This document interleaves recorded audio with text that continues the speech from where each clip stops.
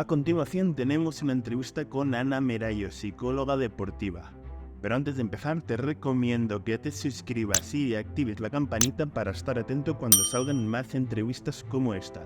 Ahora sí, con Ana hemos hablado del descanso, del sueño, hemos hecho un resumen general, os he dado unos tips muy interesantes para que los podáis mejorar y también hemos tocado el tema del bienestar emocional, ¿vale? Como esa gestión del estrés y la ansiedad de los deportistas, ¿vale? Y nos da algunos tips también para gestionar este tipo de momentos, ¿vale? Ana ha estado con deportistas olímpicos y tiene mucho que aportarnos. Ahora sí, metemos cabecera y empezamos.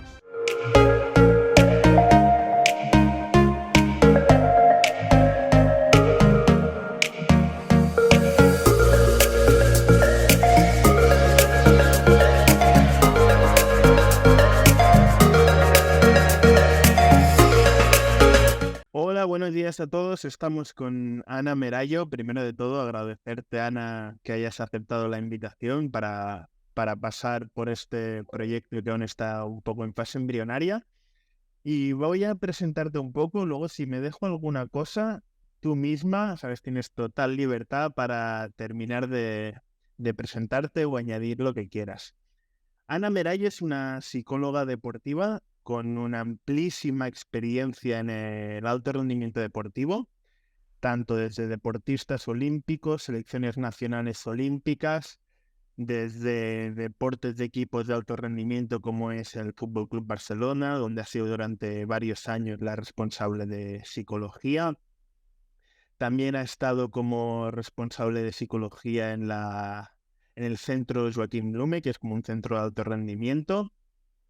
Y actualmente es la responsable del área de psicología del Consell Català de l'Esport. ¿Es así, no, Ana?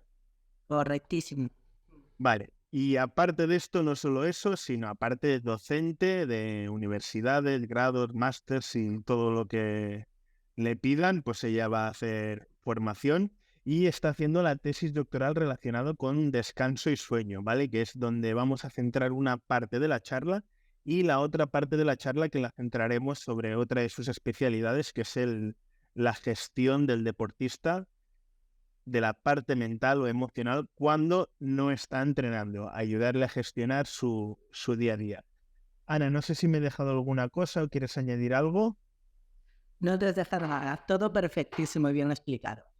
Nada, Perfecto. en primer lugar, mil gracias, Xavi. Me hace muchísima ilusión poder estar aquí contigo y que me hayas invitado. O sea, que espero estar a la altura de los programas y de todo lo que estáis haciendo. O sea, que mil gracias por estar aquí. Seguro que sí. Las preguntas tienen que estar a la altura para que tú las puedas responder. A ver si lo consigo. La primera iremos con una muy básica, ¿vale? Que relaciona al descanso y al sueño. No es lo mismo descansar y dormir. ¿Qué diferencia hay entre el descanso y el sueño? Porque mucha gente lo mezcla. Exacto. Lo utilizamos en el lenguaje común de forma habitual, pero es cierto que dormir, cuando hablamos de dormir, es un estado fisiológico en el que el cuerpo y el cerebro experimentan un descanso profundo. Y ahí es donde entran las diferentes etapas del sueño, con el sueño REM y este sueño profundo, ¿no? Mientras que dormimos, pasan funciones específicas que necesitamos para nuestro día a día, para restaurar la energía, para promover la reparación y el crecimiento celular, para consolidar memoria, etc. O sea, pasan muchas cosas. Cuando hablamos de descanso, lo que estamos hablando es de un término mucho más amplio y que abarca actividades que implican la reducción del esfuerzo físico y o mental. Y puede ser desde la relajación hasta cerrar un pelín los ojos o hacer una actividad que nos lleve a estar más tranquilos, ¿no? Así que podemos decir que son cosas diferentes en el que lo que buscamos con el sueño es la reparación y el descanso más profundo, mientras que el descanso en sí, o sea, es este paréntesis que nos permite estar más a tono y continuar con la actividad del día a día.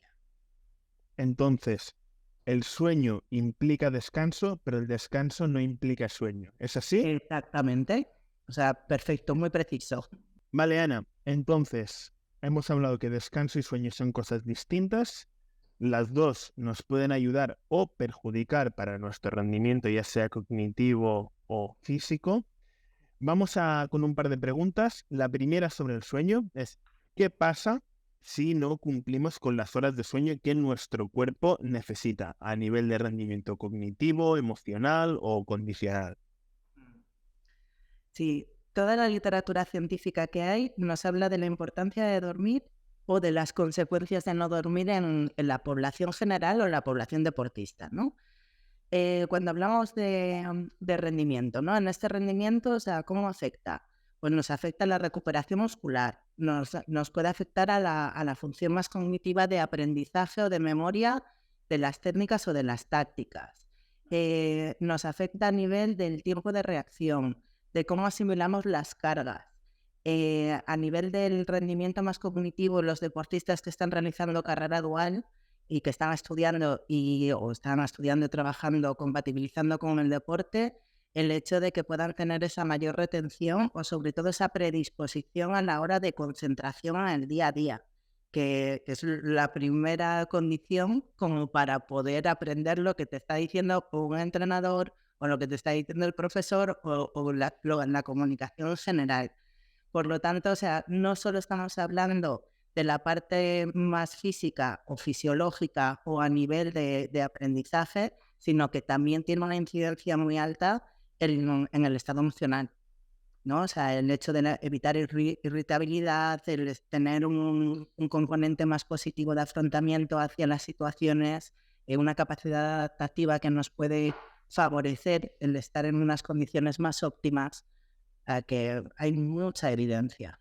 Vale, ¿y cómo un deportista puede hacer o qué herramienta le puedes dar o consejo nos puedes dar para que un deportista duerma mejor? Ya no solo cuando está en la cama, sino ese momento antes, esa cena anterior, esas horas del móvil que tanto se han hablado antes de ir a la cama. ¿Qué puede hacer un deportista?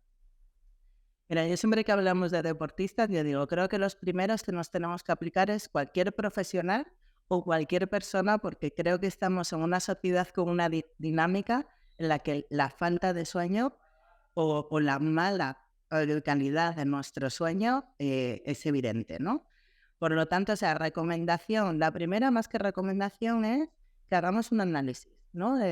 Muchas veces no somos conscientes ni de cuánto, ni de cómo, ni dormimos, pero sobre todo también el hecho de cuál es nuestra rutina, nuestro hábito diario, ¿no? Entonces, para poder hablar de cómo lo podemos optimizar, tenemos que saber cuál es nuestra higiene de sueño, si existe, y si no existe es cómo yo la puedo mejorar, ¿no? Entonces, la primera cosa de la que yo hablaría es de la conciencia, ¿no? De decir cuánta cantidad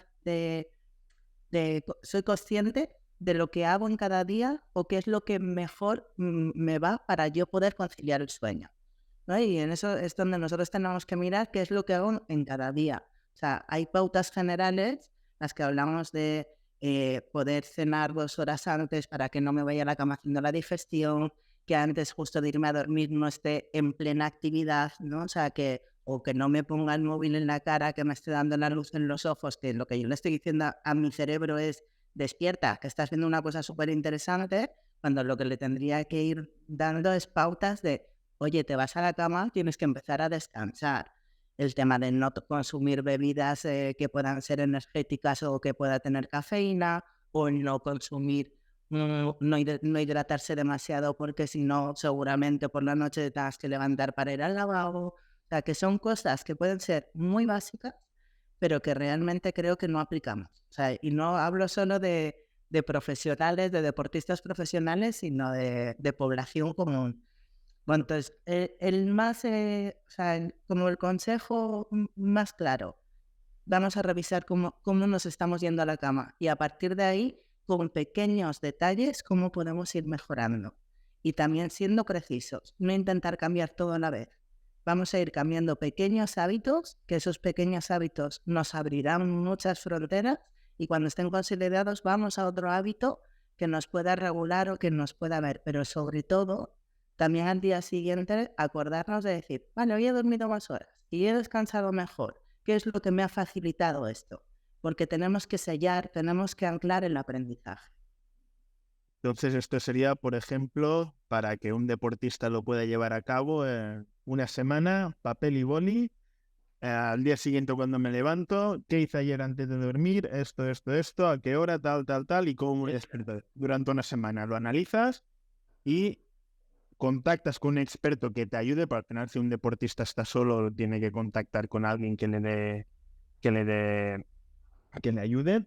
Y en ese sentido, es decir, va cambiando pequeñas cositas semana a semana o mes a mes. Si tienes, no sé cuántas cosas hay antes de dormir, pero imagino que hay muchísimas y para cada persona debe ser una.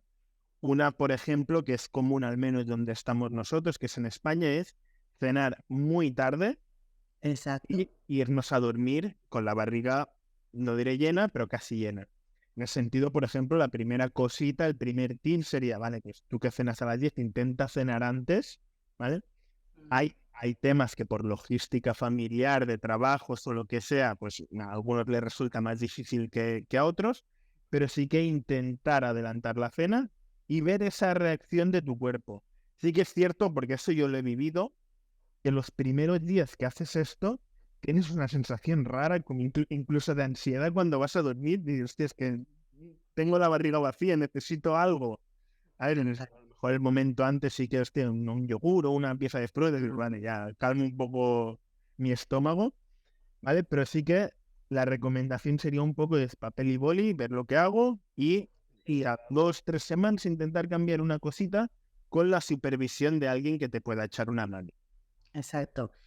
O sea, al final es, ¿qué es lo que hago? O sea, ir a la objetividad de lo que hago en mi día a día y a partir de ahí, o sea, empezar a hacer pequeños cambios, ¿no? Porque sobre todo lo que te das cuenta es que cuando tú preguntas a un deportista, ¿cuántas horas duermes? Te dicen 8 o 9. Yo, ¿vale? ¿A qué hora te acuestas? Me dicen a las 12. ¿A qué hora te levantas? A las 7. Digo, uy, ya no me salen las cuentas. ¿No? O sea, es porque creemos a veces que hacemos o como muchas más horas o menos horas, pero no somos como muy conscientes, por lo tanto le tenemos que destinar tiempo a decir, vale, ¿qué es lo que estoy haciendo actualmente y qué es lo que puedo cambiar? Y una persona que duerme 7 horas, no pretendamos que en una semana esté durmiendo 9. A lo mejor esta primera semana el objetivo está o el reto es, vamos a dormir 7:30. Cuando consolidemos 7:30, vamos a pasar a las 8. No podemos por logística, como tú decías. Vale, perfecto, no podemos, pero podemos descansar en algún momento del día. Podemos buscar 15 minutos para descansar y para que así también nos sirva al organismo y a la mente como un reset, pues intentar hacerlo, ¿no? Y lo que dices de la supervisión es muy importante, pero yo creo que también hay pequeñas rutinas que podemos cambiar sin supervisión, porque ya sabemos muchas cosas que hacemos, ¿no? Entonces vamos a ir ajustando lo que está de nuestra mano y a partir de ahí, para dar un paso más grande, también podemos buscar a un profesional que nos ayude, porque seguramente no solo estaremos trabajando en cómo es nuestro sueño y nuestro descanso, sino al final es cómo es la gestión de nuestro día a día, que es igual de importante, porque al final todo lo que hacemos es, cuando no tenemos tiempo, ¿de dónde lo quitamos? De lo único que depende más de nosotros, que es del sueño. Y, bueno, vale, vamos a pasar ahora cuando estamos despiertos, ¿vale? Ese descanso, que puede ser siesta, pero también puede ser muchas otras actividades.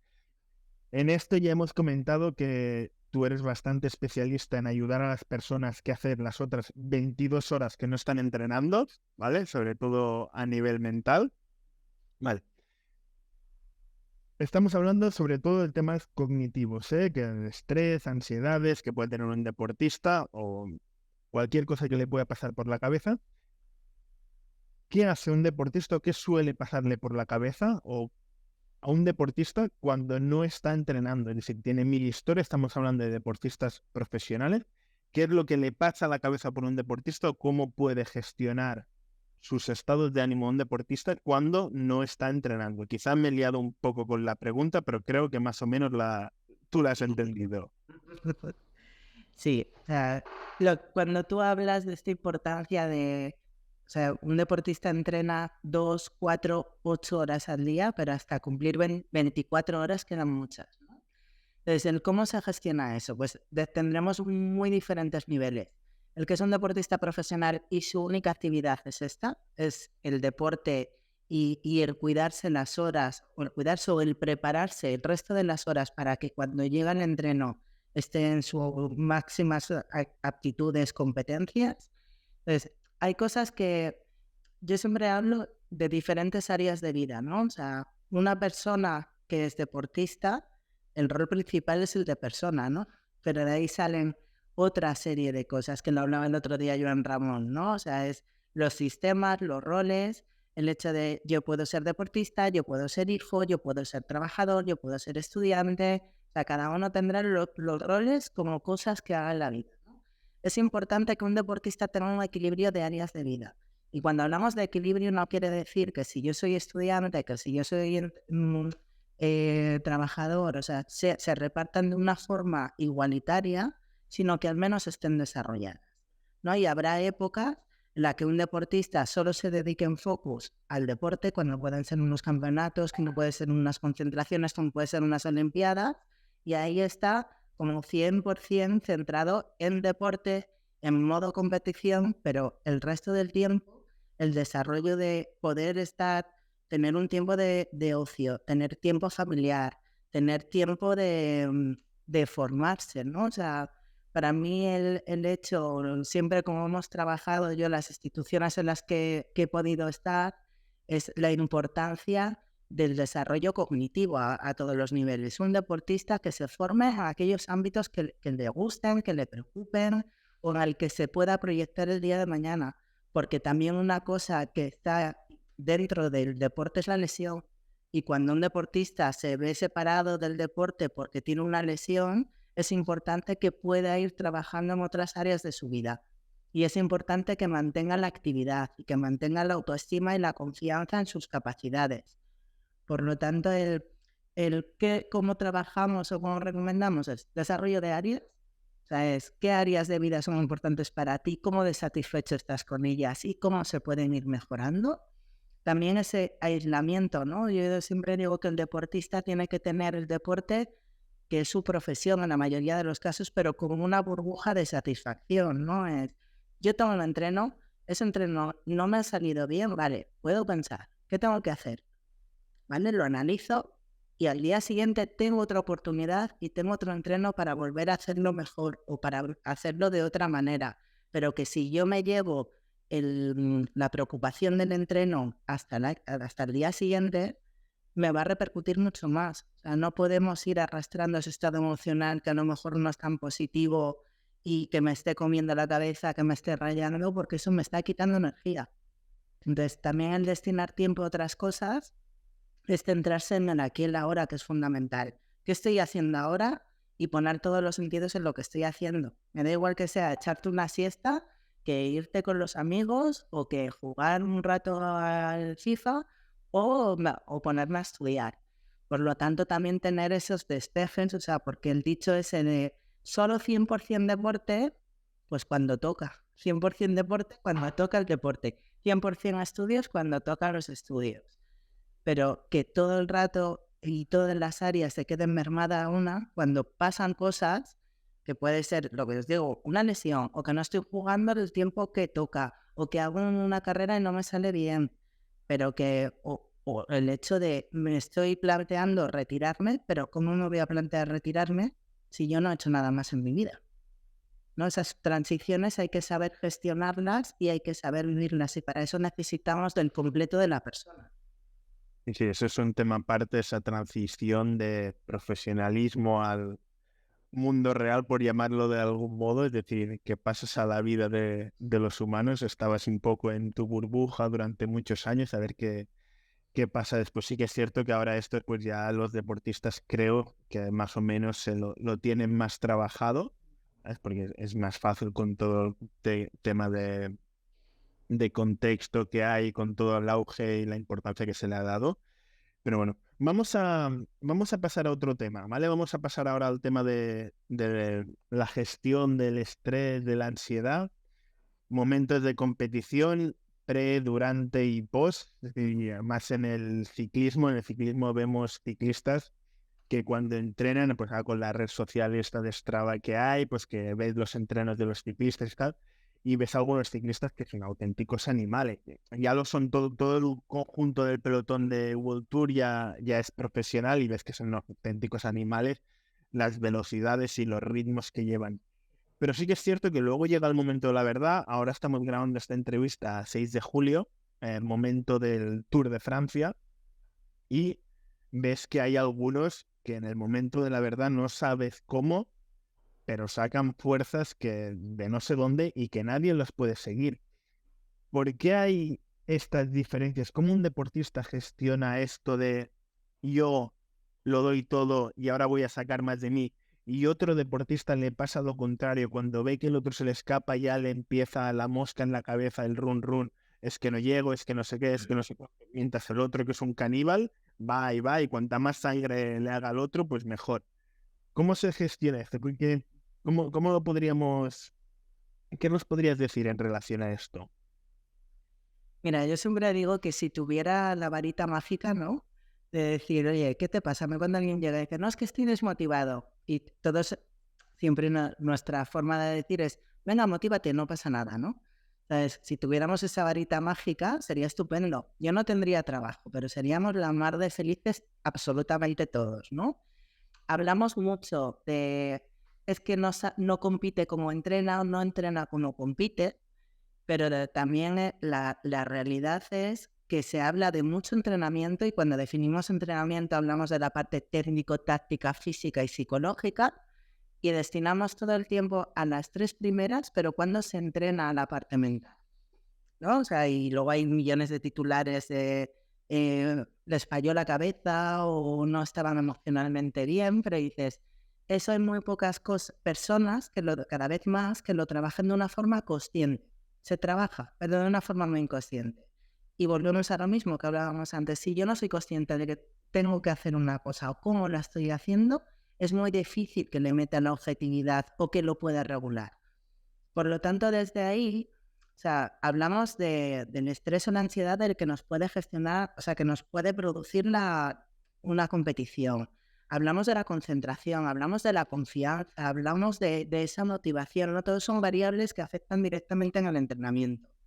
Y ahí es donde, ¿cómo se puede preparar? O sea, pues tener muy claro lo que es una competición y hay, a nivel personal, hay muchos deportistas que, lo que tú has dicho, es un caníbal en la competición y dices, ¿cómo puede ser capaz de sacar el plus? Y cómo nosotros, que somos unos caníbales en los entrenos, llegan a la competición y no son capaces de sacarlo, cuando a lo mejor tiene más fondo, más resistencia, más explosividad, pero es un tema de confianza, ¿no? O de miedo a no ser capaz de aguantar toda la etapa. Entonces, desde ahí, o sea, para mí la base es, en los entrenos, meter esa parte de esfuerzo, de sacrificio, de voy a muerte y a lo mejor no acabo el entreno, pero ir venciendo ese temor o ese miedo a qué pasará si no lo consigo, ¿no? Porque dices, al final, si yo tengo ese límite de qué pasará si no lo consigo, pues muchas veces no voy a forzar que pase. Entonces, el ir a situaciones límites, al trabajar mucho con el tema de la práctica imaginada, con la visualización de qué me puede pasar en ciertas ocasiones, ¿no? O voy en el pelotón, o tengo miedo a lo mejor en las bajadas, o cuando se acerca alguien, o sea, cómo se va produciendo pensamientos en mi cabeza que me están limitando, ¿no? Y yo siempre digo, vale, vamos a recordar de dónde venimos. Y hay momentos que cuando trabajas con deportistas te dicen, sí, yo me digo que soy muy buena y que he entrenado muy bien, pero no me creo, ¿no? O sea, es como que también es ese proceso que tú estás luchando con el bien y el mal de sí, estoy muy preparado, pero joder, los demás también están muy preparados, ¿no? Sí, Entonces, no, para estar allí. exacto, es como la lucha continua con la cabeza, ¿no?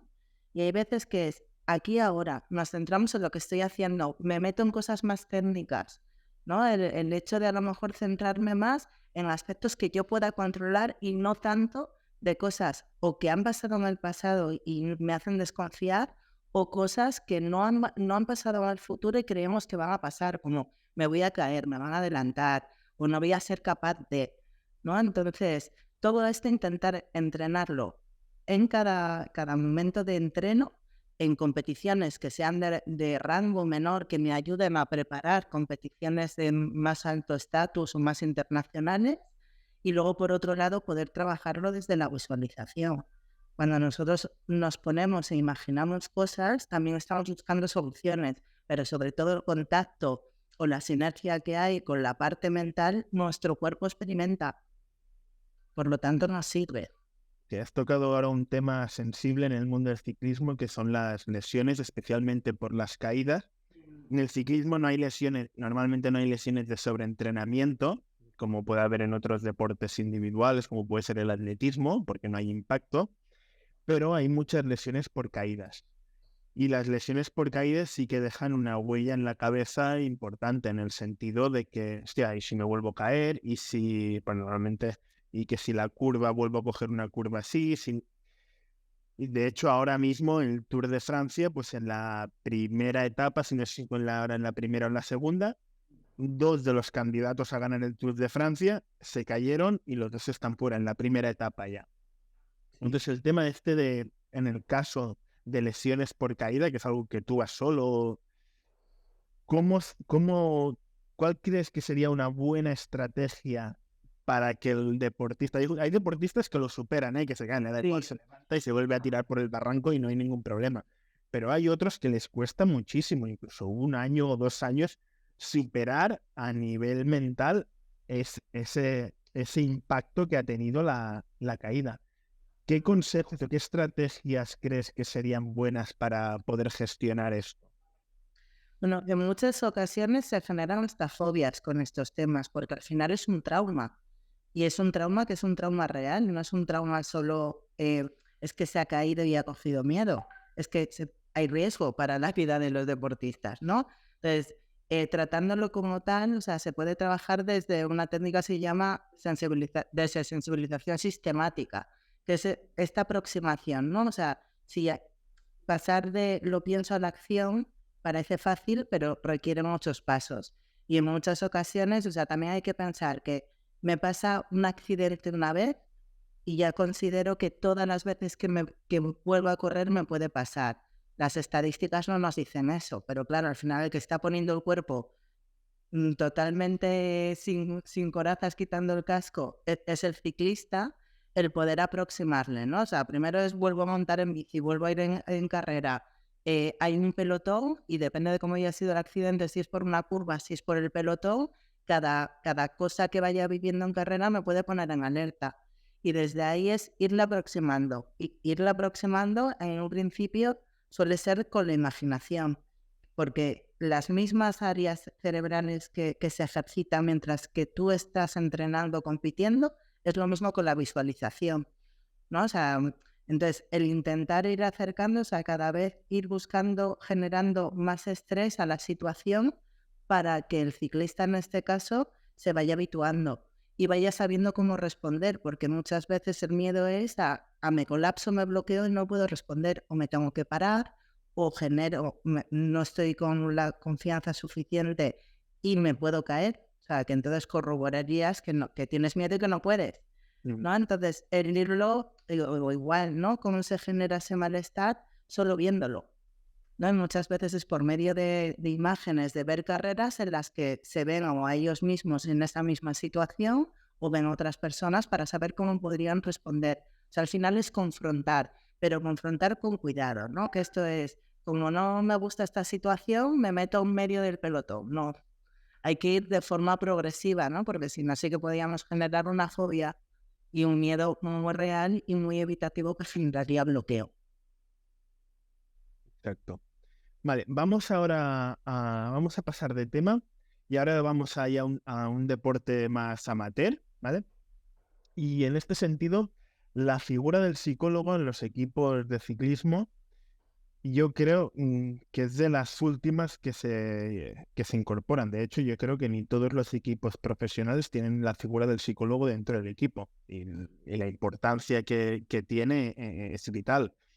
Entonces, partiendo de aquí, de que la mayoría de equipos, ya no digo profesionales, sino digo semiprofesionales o amateurs, no tienen esta figura del psicólogo, ¿cómo un entrenador o un director deportivo ¿cómo cómo pueden ayudar a sus deportistas en esta gestión emocional, ya sea de sus entrenos o de sus competiciones? Tips sencillos, entendiendo que ellos no son psicólogos. Sí, pues mira, esta es una de las preguntas y uno de los focos que yo siempre he tenido, ¿no? Yo puedo llegar a entender que no todos, bueno, o muy pocos clubes o instituciones tienen psicólogos. La responsabilidad que tenemos los psicólogos es de poder formar muy bien a los entrenadores. Entonces, aquí yo sí que habría que hacer un reclamo a todas aquellas instituciones, o sea, sean las universidades, de CAFE o Antiguo INEF o ciclos formativos, de que incluyan más parte de psicología dentro de sus formaciones, ¿no? Porque al final, en última instancia, la persona que está en contacto directo con el deportista muchas horas es el entrenador. Entonces, cosas que pueden hacer. Yo siempre digo, y esto, el nivel elevado de deportistas que están en consulta, o sea, el 30% es que no me entiendo con mi entrenador, es que no sé gestionarme con él. Entonces, un deportista lo que quiere es ser mirado. Y para poder ser mirado, lo único que se necesita el entrenador es ser un buen observador, escuchar. Para escuchar tienes que preguntar y acompañar al deportista. Porque muchas de las veces, o sea, los entrenadores además, si tienen experiencia previa porque ellos han sido deportistas, creen que saben ver todas las situaciones en las que vive el deportista. Y se le olvida que ese deportista no es él. Entonces, no venimos del mismo entorno, no venimos con las mismas situaciones, experiencias o creencias. Por lo tanto, yo creo que hay que escuchar mucho a los deportistas, establecer objetivos y sobre todo con esos objetivos buscar indicadores. Y en esos indicadores de vamos consiguiendo lo que nos proponemos y a partir de ahí, o sea, y habrá momentos que se pueden, o sea, que puedan ser divergentes los objetivos, ¿no? Pero hay que intentar cómo los podemos aunar o cómo podemos convencer o persuadir al deportista o al revés, el deportista al entrenador para ver qué es lo que tenemos que hacer, ¿no? Entonces, desde ahí, mucha escucha activa, mucha proactividad. O sea, yo creo que ya ha pasado de moda el líder autoritario, que esto se hace porque yo lo digo, y cada vez tenemos o sea, estamos en un mundo de mucha información y nuestros deportistas tienen mucha información. Por lo tanto, el hacerles partícipes, ¿no? Y el hacerles partícipes nos harán que se puedan comprometer más con las cosas, porque ahora también en este mundo amateur lo haces por gusto, pero si queremos que llegue a profesional también sabemos que hay muchas renuncias en el mundo deportivo, ¿no? O sea, por lo tanto, o sea, si queremos que se adhieran y que se comprometan, se esfuerzan cada día, o sea, tenemos que hacer más, o sea, más partícipes de todo lo que hay. Y eso no quita que todo lo demás esté, o sea, de ese compromiso, ese esfuerzo, esa constancia, es parte y esencia del deporte, ¿no? O sea, que tiene que estar, pero hay que mirar más y ver. Sí, sí. No, esto lo hablamos el otro día con Esther, que en los cursos de formación, sobre todo de cursos para academias, para que no son profesionales o senior, en este caso falta mucha formación de contexto. Si, por ejemplo, en el caso de Esther hablamos de que, o sea, tiene que haber una formación específica de que la fisiología de la mujer es distinta, no se puede entrenar como un hombre. Entonces, y eso no hay, no existe. En el caso de la psicología también hay que entender, o sea, vamos a dar algunos tips para ayudarse. Al final, el objetivo del deporte amateur no es que lleguen a profesionales, es que se lo pasen bien y que sean mejores personas, no, no hay más. Ana, no te voy a robar mucho más tiempo, ¿vale? Llevamos casi 40 minutos de entrevista. Yo creo que nos hemos quedado cortos, pero eso nos invita a un futuro, ya será quizá en 2024, que nos volvamos a encontrar por el podcast y nos puedas aportar, a ver si has terminado ya la tesis y nos puedes aportar tus hallazgos o cositas relacionadas con descanso o con algún otro tema que lo que te interese hablar, sabes que estás más que invitada. Muchísimas gracias de nuevo, Ana, por aceptar la invitación y espero que a los oyentes os haya interesado y hayáis cogido nota de estos tips que os ha dado Ana sobre cómo descansar y dormir mejor y cómo gestionar un poco vuestro día a día. Mil gracias, Xavi. Encantada de estar contigo y con todos aquellos que nos escuchen. Y volveré si tú me dejas. Estoy encantadísima. Estás más que invitada. Muchísimas gracias, Ana. Hasta luego. Y cuídate, chao. Bueno, pues esto ha sido la entrevista con Ana Merayo. Se nos han quedado muchos temas en el tintero, pero esperamos que estos tips para mejorar vuestro descanso y vuestro sueño y algunos consejos que os ha dado también para gestionar vuestro estrés os puedan ser útiles. Os recomiendo que os suscribáis y activéis la campanilla para estar atentos a cuando salgan más vídeos como este, y si os ha gustado, compartidlo con vuestros amigos para que también saquen provecho de esta entrevista. ¡Hasta la próxima!